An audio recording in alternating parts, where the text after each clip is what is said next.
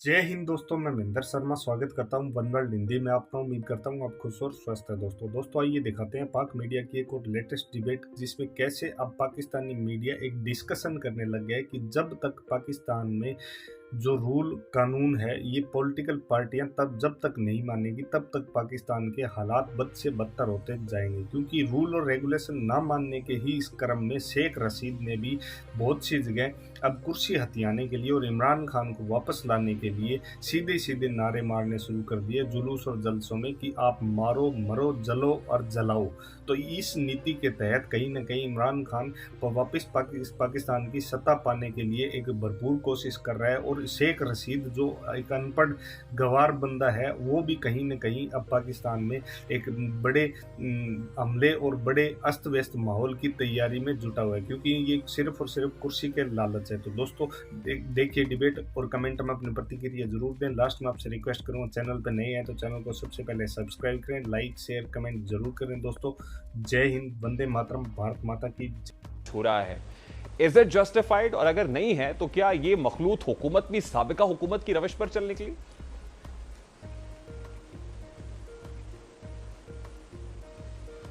नहीं, मेरा नहीं ख्याल कि कोई हुकूमत उनकी रविश पर चलना पसंद करेगी और ना ही चलना चाहिए। मेरा नहीं ख्याल, इट्स टू क्विक टू से कि क्या वो उनके नक्शे कदम पर चल पड़ी है या नहीं। मेरा ख्याल है कि 395A और 395C में बहुत फ़र्क है। और वाज़े तौर पर जो इस पे लॉ का इतलाक़ होता है इस FIR पे, वो ब्लास्फेमी लॉ नहीं है। और मेरा ख़्याल है कि ये रिवायत तो इमरान खान साहब ने रख ही दी है कि यहाँ पर आइन की हुक्मरानी हो, कानून की अमलदारी हो, किसी चीज़ से कोई फ़र्क नहीं पड़ता। तो कोई FIR भी दर्ज हो जाए तो खान साहब को तो उसका कोई फ़र्क नहीं पड़ता। जो खान साहब को जो जिस चीज़ का फ़र्क पड़ना चाहिए था, जिस पर उनको शदीद मज़म्मत करनी चाहिए थी, ना कि ये कहना कि उनके अपने अमाल उनके आगे आ गए हैं, जो मदीना मुनव्वरा में हुआ। और बहुत ही अफसोसनाक बात है कि खान साहब ने अब तक उसके ऊपर कोई खुली कॉन्डमनेशन नहीं दी है। तो FIR से बालातर मेरा ये ख्याल है कि जो होना चाहिए था वो ऑलरेडी हो चुका है। जो मदीना में पकड़े गए हैं लोग जिन्होंने ये सब किया था, वहाँ पर बातें कम होती हैं, FIR कम दर्ज होती हैं और एक्शन ज़्यादा होते हैं। पाकिस्तान में ज़रा हवा थोड़ी इस तरह चलती है कि पहले FIR दर्ज करा लो, फिर मतलब कोई आपको बैकलैश में कासिम सूरी पे अटैक कर दो, इस तरह के मामलात होते हैं। लेकिन देखिए ये बहुत ही एक डेंजरस सिचुएशन होने जा रही है, क्योंकि खान साहब को ये किसने हक़ दिया है कि वो हक़ और बातिल का फ़ैसला करेंगे। ये ना उनको रियासत ये हक़ देती है, ना उनको दीन ये हक़ देता है, और ना उनको पाकिस्तान का आइन ये हक़ देता है। तो ये किस हक़ से खान साहब गलत और सही की तशरीह करके आवाम को बता रहे हैं, और वो आवाम कौन है जो उनकी तशरीह पे चल निकली है। इस मुल्क में इस्लाम मज़हब का कार्ड जो है बहुत दफ़ा इस्तेमाल हुआ है, लेकिन जिस तरह से खान साहब कर रहे हैं, मतलब आज आपका ईमान जो है वो इस पर डिपेंडेंट है कि आप किस सियासी पार्टी के साथ एसोसिएटेड हैं। अगर आप पाकिस्तान तहरीक इंसाफ के साथ एसोसिएटेड हैं तो आप एक अच्छे मुसलमान हैं, आप एक अच्छे इंसान हैं, आपको हक़ और बातिल की तमीज़ है। और अगर आप नहीं हैं तो जाहिर है कि फिर आप ना ईमान है आपके पास, ना आप सच्चे मुसलमान हैं। तो ये सच और झूठ और कानून को अपने पैरों तले रोंदना जो खान साहब ने शुरू कर दिया है, खान साहब को याद रखना चाहिए कि वही जो पैरों के नीचे आप रोंद रहे हैं वो भी आपके गले तक पहुंच सकता है। और पैर तले कानून को रोंदा नहीं जाता, कानून की हुक्मरानी और कानून का पास रखा जाता है, क्योंकि इवेंचुअली कानून ही आपको वो तहफ़्फ़ुज़ फराहम करता है जिसकी हम सबको तलाश भी है और हम सबको एक्सपेक्टेशन भी है। तो खान साहब को भी वही कानून बचाएगा। खान साहब को ये अवाम और ये इस्लाम और ये ईमान और ये सब डिफ्रेंशिएशन नहीं बचाएगी। जी, गुज़श्ता रोज़ खान साहब की तरफ से जो स्टेटमेंट आया, उनका कहना है कि जो लोगों ने किया वो उनके किए के रिस्पॉन्सिबल नहीं है। और फिर अदालत से रुजू तो बिलाखिर जो आप कह रही हैं तहरीक इंसाफ ने किया। फवाद चौधरी साहब एक पिटीशन लेकर गए इस्लामाबाद हाई कोर्ट में, चीफ जस्टिस अतर मिनल्ला साहब ने सुना और प्रोटेक्टिव बेल भी उनको मिल गई है। यानी बिलाखिर आपको अगर रिलीफ मिल रहा है तो वो भी अदालतों से मिल रहा है। अदालतों के खिलाफ जो हर्जा सराई हो रही है वो भी जस्टिफाइड नहीं है। लेकिन ये जो स्टेटमेंट्स पब्लिकली दिए जा रहे हैं, प्रेस कॉन्फ्रेंसेस के अंदर दिए जा रहे हैं, जैसे आज हनीफ अब्बासी साहब ने कहा कि जो ये करेगा शेख रशीद अहमद के साथ उसको 50,000 रुपए इनाम दिया जाएगा। ये शेख साहब जलाओ, गिराओ, मारो मरो की पॉलिसी जब इस तरह के स्टेटमेंट्स देंगे या सोशल बायकॉट की बात की जाएगी, तो दोनों तरफ ये जो कुछ हो रहा है, क्या ये कोई बेहतर इकदाम है? क्या सियासत के अंदर जो है वो बिल्कुल स्पेस खत्म होती जा रही है?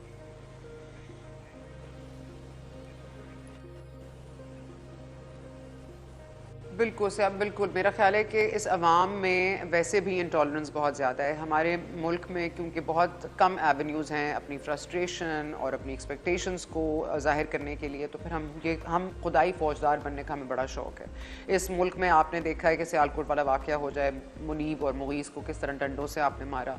हमारे यहाँ ये माशरा जो है ये बहुत बहुत ही इंटॉलरेंट है। जिसको ये बार बार कहा जाए कि ये गलत है तो वो गलत मान लेता है, जिसको कहा जाए कि ठीक है वो सही कर लेता है। इसलिए इस मुल्क में ऐसी चीज़ का इंतशार पैदा करना, देखें ना, खान साहब को ये डिसाइड करना है कि वो कौन है। क्या वो इस्लाह करने आए हैं या वो इंतशार फैलाने आए हैं। अगर वो इस्लाह करने आए हैं तो भी उनके पास क्या हुकूक हैं, क्या तालीमात हैं और वो किस रविश पर चलना चाहते हैं और मुल्क को किस रविश पर लेके जाना चाहते हैं। देखिए, हमारी इंटॉलरेंट सोसाइटी में खुदाई फौजदारी का निज़ाम नहीं आ सकता और ना ही इसको हमें इजाज़त देनी चाहिए। बार बार कहेंगे कि कानून आपको इंसाफ नहीं देता, आईन आपको प्रोटेक्शन नहीं देती, फिर आपको और आप कहेंगे आप फैसला करें। आप मेरे मुसलमानों, मेरे नौजवान पाकिस्तानियों, आप निकल के सड़कों पर आ जाएं, ये आप फैसला करें आपके साथ ज्यादती हो रही है। आप होते कौन है ये तय करने वाले है कि ज्यादती हो रही है? ज्यादती तो आपके साथ हुई है, ज्यादती तो आपने इस कौम के साथ की है, आपको अकाउंटेबल ठहराना चाहिए। आपके साथ जिसने ज्यादती की है, हिम्मत करें खान साहब, अगर आप करप्शन ही करने निकले तो पहले उनका तो नाम ले लें जो यहाँ पे इस मुल्क में सबसे ज्यादा करप्ट हैं, पहले उनका नाम लें फिर आए। पॉलिटिशियंस की तो करप्शन की बड़ी दास्तान है। आप 4.25 साल हुकूमत में रहे, आप एक कोई केस आप मुझे बता दें जो प्रूव कर दिया हो। और हनीफ अब्बासी साहब, ये तमाम लोग, देखिए आप ये सोचिए कि मरियम औरंगजेब साहिबा मदीने में मतलब वहां पर जा रही हैं, उनके क्या तासुरात होंगे, क्या जज्बात होंगे। आप उनके ऊपर गालम गलोच करेंगे, ऐसी जगह पर आप सोच सकते हैं क्या रिएक्शन होगा।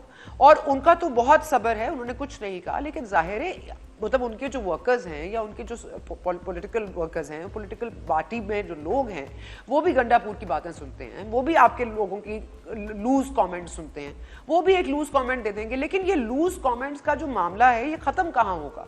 कोई भी आके उठ के कह देगा ये वाजिबुल कत्ल है तो हम वाजिबुल कत्ल कर देंगे।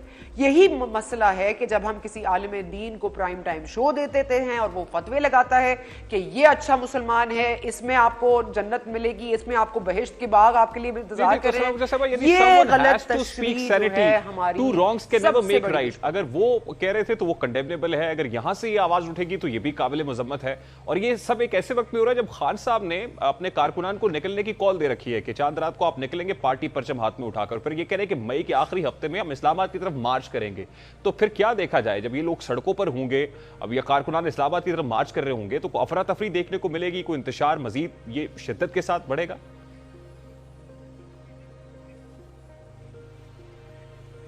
देखिए, इस मुल्क में इंतशार कंट्रोल करने के लिए एक इदारा है, वो आपकी सरहदों की हिफाजत भी करना जानता है और वो आपके मुल्क के हालात को भी देखना और समझना और जांचना जानता है। मेरा ये ख्याल है कि बहुत पेशेंस और टॉलरेंस का मामला हुआ है अब तक। अब मामला जो है वो टेस्ट ऑफ नर्व्स का है। क्या इमरान खान साहब अपने नर्व्स पहले लूज करते हैं या हमारे इदारे में जो बैठे हुए लोग हैं वो? क्योंकि देखिए अब जो है वो आखिरी कुछ महीने रह गए चीफ के भी, वो भी चाहते हैं आराम से गुजर जाएं। इमरान खान साहब को स्पेस दे दी गई है, आप चलें बोल लें, आपका दिल हल्का हो जाए हो जाए हो जाए। खान साहब अगर बाज नहीं आएंगे तो यही भी याद रखिए कि नेक्स्ट चीफ जो हैं, जो भी होंगे, उनकी शायद टॉलरेंस लेवल ये ना हो। और दूसरा, अगर आप किसी भी इदारे के ऊपर इस हद तक ट्रेंड चलाएंगे, इस हद तक आप कदगन लगाएंगे, इस हद तक आप क्रिटिसाइज करेंगे और मुल्क की बका का मसला बना देंगे, रियासत को खतरे में डाल देंगे, हमारे मुसलमानों को, पाकिस्तानियों को आप गलत रविश पर चलाएंगे, तो फिर आपके खिलाफ क्रैकडाउन भी होगा और फिर आइन हो या कानून हो, आपको बचा नहीं सकेगा। इसलिए अक्ल के नाखून कर लें खान साहब, अफरा तफरी आपको देखने को नहीं मिलेगी। इस जितना तमाशा हो चुका, मेरा ख्याल है अब इसका एंड चल रहा है और पर्दा गिरेगा इस पे और